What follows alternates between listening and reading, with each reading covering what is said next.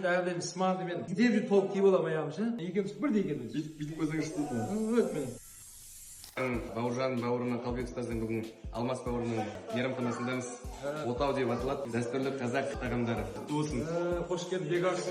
Бекарыс бауырымда мен қай жақта жүрсем тілеулес өзім қолдап жүремін. Өйткені бұл Бекарыс бауырым таңызын.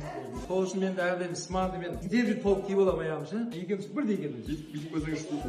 Вот мен. Кузов бірдей, айырмашылық тек комбинациясында да. Қалай отырса.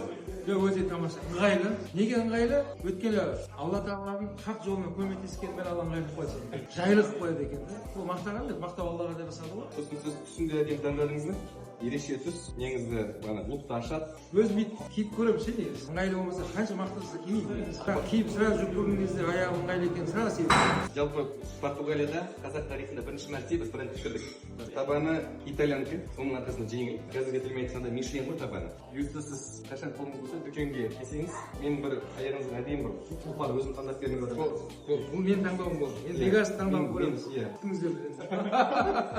Сол үшін Бекарыс тың қызметтерін қолдай бер. Біз Бекарысты қолдай берейік. Әр қазағым жалғызым, сымақ, дами берсін.